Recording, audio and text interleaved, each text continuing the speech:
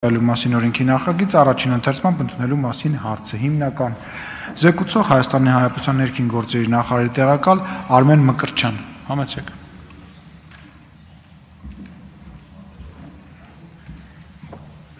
Շնորհակալ եմ ազգային ժողովի մեծարգո նախագահ հարգելի գործընկերներ Հայաստանի Հանրապետության քրեական օրենսգրքում լրացում կատարելու մասին օրենքի նախագծով նախատեսվում է տրանսպորտային միջոցների բաղադրիչ մասերի, սարքերի կամ սարքավորումների գողությունը դիտարկել որպես գողության հանցակազմի երկրորդ մաս, որի պարագայում այն կդիտարկվի որպես միջին ծանրության հանցանք, ոչ մեծ ծանրության հանցանքի փոխարեն եւ օրենքի նախագիծն ընդունվելուց հետո հանցանք կատարած անձը կպատժվի առավել բարձր պատժաչափերով Ըստ էության վերջին տարիների կտրվածքով իրականացված վերլուծությունները փաստում են, որ այս արարքն ունի մեծ տարածվածություն, կայուն աճի միտում եւ իր վտանգավորությամբ այլևս չի կարող դիտարկվել որպես ոչ մեծ ծանրության հանցագործություն։ Վերջին ժամանակահատվածում այս հանցագործությունը դարձել է հանրությանն ամենաշատ անհանգստացողներից եւ պետության արձագանքն այս իմաստով պետք է լինի համարժեք։ Բացի այդ Արարքը սահմանելով միջին ծանրության, այն այլևս մասնավոր մեղադրանքի տիրույթից կտեղափոխվի հանրային մեղադրանքի տիրույթ։ Թերևս այսքանը, շնորհակալ եմ, խնդրեմ կողմ քվեարկել։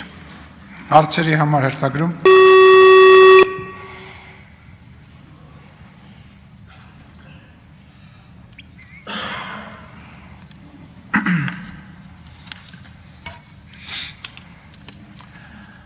Ես հարց ունեմ Ուզում եմ մանրամասնենք, որ մեր հեռուստադիտողների, մեր քաղաքացիների համար, այսինքն խոսքը վերաբերում են արդեն շատ տարածում ունեցող, որ մեքենաների վրից, չգիտեմ, լինի դա լուսարձակները, լինի դա համարները, որ գողանում են եւ այդ արարքը կատարած մարդիկ այն դեպքում, երբ որ պարզ կլինի, որ մեղադրանքը կապացուցվի, դրանք արդեն դատապարտվեն միջին ծանրության, որպես, այսինքն ծանրացնում ենք այդ հանցագործությունը փորձելով ինչ-որ ձևով դա նվազեցնել, իսկ ինչ այլ քայլեր կա, որովհետև միշտ չի, որ հանցագործության համար պատիժը ծանրացնելը բերում է դրական արդյունքներ, եթե չեմ սխալվում, եթե ինձ իմ իրավաբանական գիտելիքները իրավաբանական ֆակուլտետից ճիշտ եմ հիշում, մոտավորապես 37-ից 40%-ն է ազդում սանկցիայի ծանրացումը, որ հանցագործությունները նվազեն, բայց լիակատար լուծում չի տալի, էլ ինչ բաներ կան, քայլեր կան, որովհետև մի հատ էլ sense բան կա ժողովրդի մեջ կարծիք կա, որ հաճախակի դա ոստիկանության կողմից կամ անտեսվում է կամ նույնիսկ ինչ որ մարդկանց կողմից հովանավորվում է եւ նման խոսույթ հանրության մեջ կա, որը շատ վտանգավոր ու շատ վատ բան է եւ դրա հետ կապված կուզենամ որ դուք արձագանք տաք։ Շնորհակալ եմ եւ հարցերի եւ դիտարկումների համար։ Այո, խոսքը վերաբերվում է հաշվառման համարանիշների, նշանների, հայլիների կամ լուսարձակների այդ տարածված գողության տեսակին, որը բացի այն, որ համարժեք գնահատում ենք մենք քրեական օրենսգրքով տալիս այս երևույթին, քանի որ գողության առաջին մասում տեղավորված այն արարքները եւ այս արարքը ըստ էության ծանրության աստիճանով տարբերվում են իրարից, քանի որ այս արարքը ունի շատ մեծ տարածվածություն եւ բացի այդ այս հանցագործության կատարման դուժող հանդիսացող քաղաքացիները, բացի այն, որ վնասվում են կոնկրետ տվյալ պայստամասի կամ սարքի կորստով նաև մեծ խնդիրներ են ունենում, մասնավորապես հաշվառման համարանիշների պարագայում, եթե դրանք արտասահմանյան կադաստրում գրանցված են, շատ մեծ քաշքշուկի առիթ է սա դառնում եւ ըստ էության նաև տրանսպորտային միջոցը շատ դեպքերում այդպիսի վիճակում վարելը առաջացնում է եւս լրացուցիչ խնդիրներ։ Ես արձագանք եմ։ Քանի դեպք ունենք, որ այդ համար գողացողներից լուսարձակ գողացողներից վերջացրած բռնել ենք։ Ես ուզում եմ իմանամ պետությունը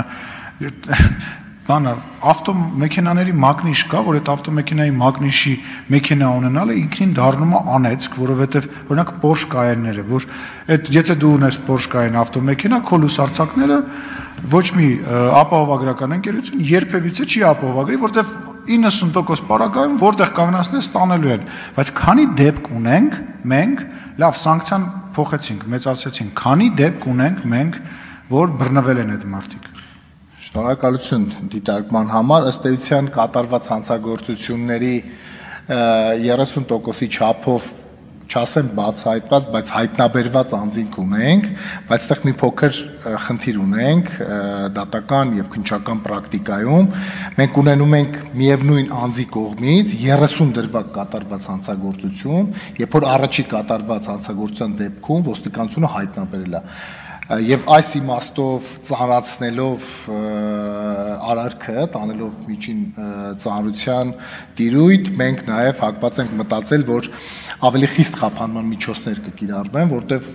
30-ից ավել դրվագներ ենք ունենում մենք դեպքեր, որ նույն անձը կատարում է արարքը, հայտնաբերվում է, ձերբակալվում է, խափանման միջոցը ազատազրկման հետ կապ չի ունենում եւ այդ անձը շարունակում է կատարել գողություն։ Թերևս ունենք մեծ խնդիր ստեղ, բայց ոստիկանության տեսանկյունից էլ ասեմ, որ նաև մենք մեր ծառայության կազմակերպման ձևերը եւ մեթոդները նպատակաուղղում ենք